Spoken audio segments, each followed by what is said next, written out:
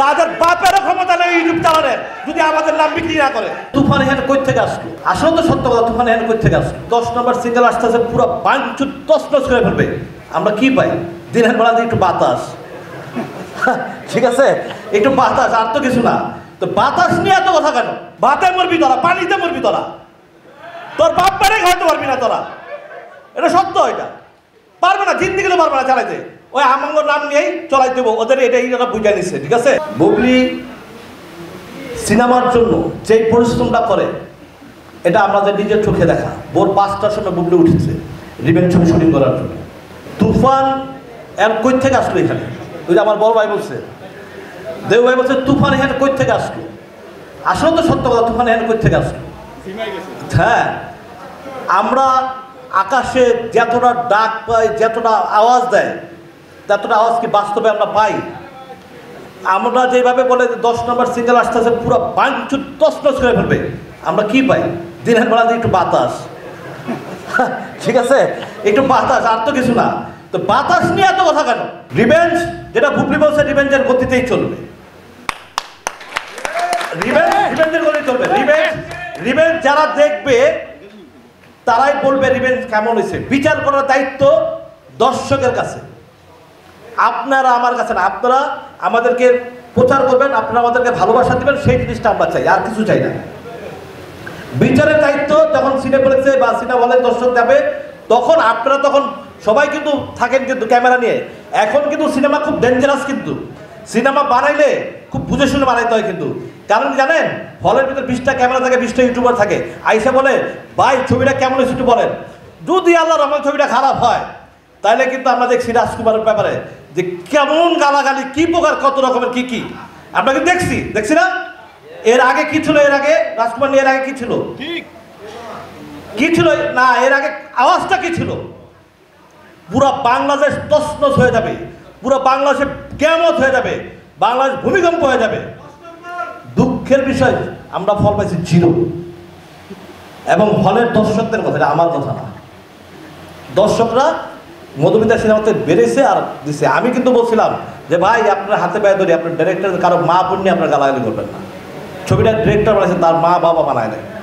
আমি ইকবাল কিন্তু তার পক্ষে কথা বলছিলাম। আপনারা জানেন, কিছু ইউটিউবার আছে, 6 থেকে 7 জন। এই বাজে ইউটিউবাররা কিছু গুজব ছড়ায়।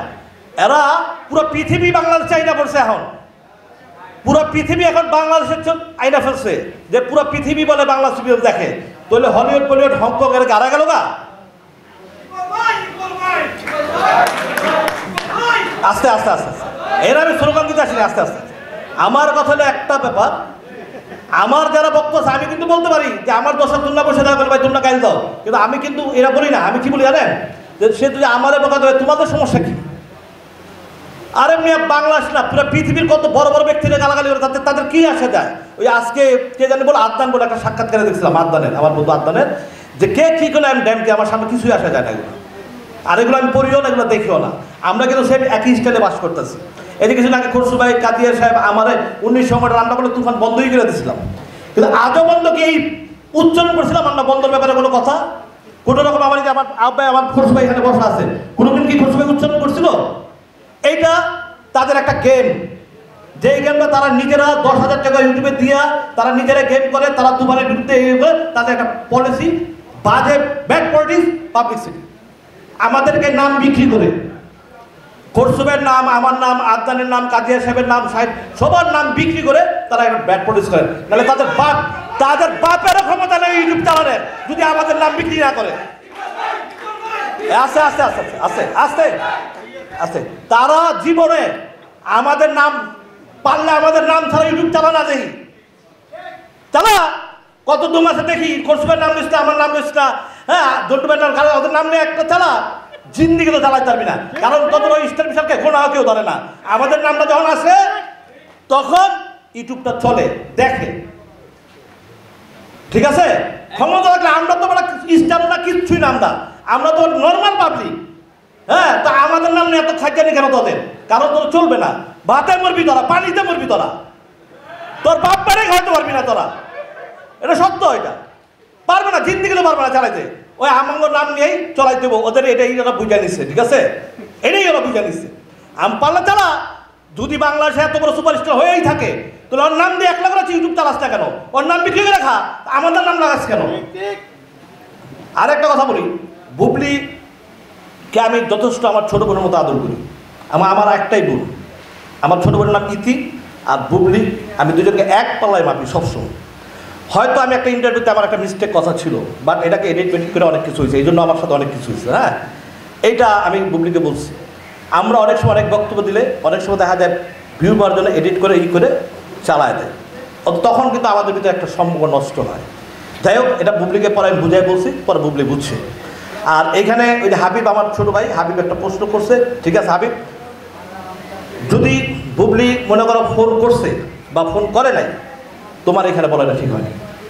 আমি বলি আসতেছি, তুমি পরে উত্তর দাও। হ্যাঁ, আসলে এটা বলা ঠিক হয় নাই, কারণ তুমি হাবিব আমার মাইক্রোফোন করে নাও, তুমি আমার কথা শোনো। তোমাকে তো ছোটো ভাই হিসাবে যথেষ্ট আদর, আজকে ফোনে তোমার সাথে কথা হয়েছে। আমি একটা কথা বলি, বুবলি সিনেমার জন্য যেই পরিশ্রমটা করে এটা আমাদের নিজের চোখে দেখা। ভোর 5টার সময় বুবলি উঠেছে রিভেঞ্জ ছবি শুটিং করার জন্য। 5টার সময় আমাদের সূর্যের মানে আমাদের একটা শট নিতে হবে। হ্যাঁ, এত কষ্ট আমি বাংলাদেশের কোনো হিরোইনকে আমি দেখিনি। আমি অনেক ছবির সাথে জড়িত ছিলাম। হ্যাঁ, অতএব বুবলি নিঃসন্দেহে একজন ভালো আর্টিস্ট। আমাদের যতগুলো নায়িকা আছে আমরা যে দেখি, বুবলি কখনো 1 ঘন্টা শুটিংয়ে লেট করে না, এটা বুবলির সবচেয়ে বড় একটা গুণ। যেই জন্য যা হয়েছে এখানেই শেষ। হ্যাঁ, আরও মনের ভিতরে কথা দরকার নাই।